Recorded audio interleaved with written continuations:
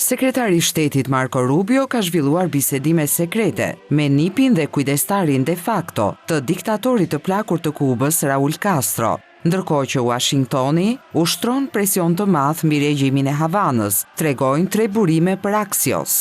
Bisedimet midis Rubios dhe Raul Guillermo Rodriguez Castro po anashkalojnë kanalet zyrtare të qeverisë kubane. Ato tregojnë se administrata Trump e sheh revolucionarin 94 vjeçar si vendimarrësin e vërtet të ishullit komunist.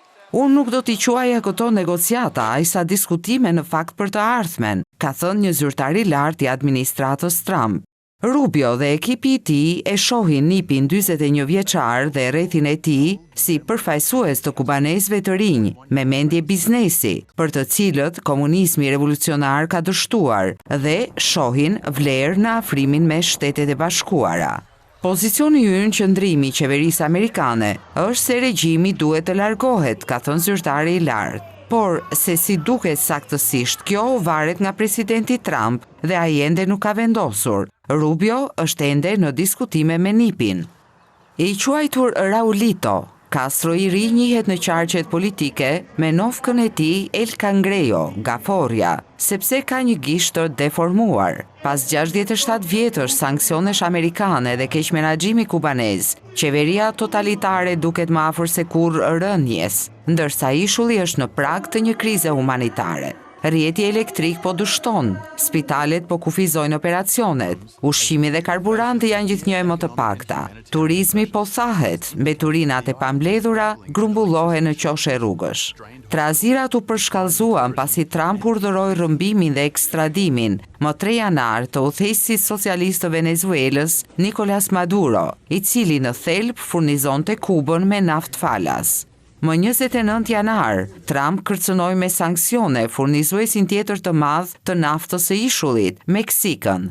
Suksesi dhe superioriteti teknik i ushtrisë amerikane në operacionin Maduro tronditën udhëheqjen kubane, pasi forcat amerikane nuk pësuan humbje dhe vranë të paktën 32 zyrtar të inteligjencës dhe ushtrisë kubaneze, që supozohej të ruanin Maduron, thanë zyrtarët amerikanë. Por vendimi i Shteteve të Bashkuara për të mbajtur partner qeverisës të Maduros në pushtet, veçanërisht zëvendës presidentja e tij Delcy Rodriguez, e cila tani është presidente në detyrë, u sinjalizoi njerëzve të brendshëm kuban se Trump dhe Rubio ishin të gatshëm të bënin marrëveshje me rivalët. Para se Maduro të kapej, Rubio dhe zyrtar dhe këshilltar të tjerë të administratës Trump ishin në kontakt me elitat venezueliane, ashtu siç po bëjnë tani me Kubën, thanë burimet për Axios.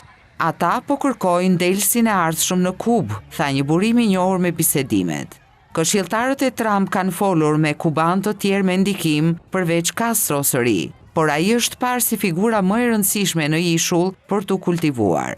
Ai është drita e syrit e gjyshit të tij, shërbeu si truproja e diktatorit dhe gjithashtu ka aleat që drejtojnë konglomeratin gjigant ushtarako-biznesor të njohur si Gaesa, tha një burim që i përshkroi bisedat midis Rubios dhe Castros si çuditërisht miqësore.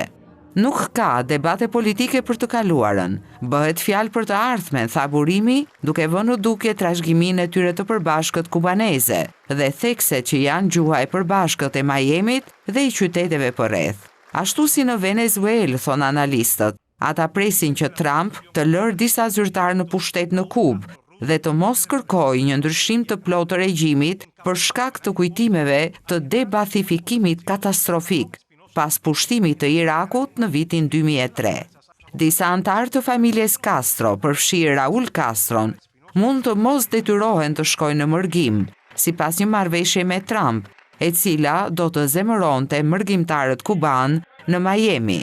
Kuba është aktualisht një kombi të shtuar dhe ata nuk kanë as karburant për avionët që të ngrihen, u tha Trump gazetarëve. Po flasim me Kubën tani dhe ata duhet të bëjnë absolutisht një marrëveshje, deklaroi presidenti amerikan.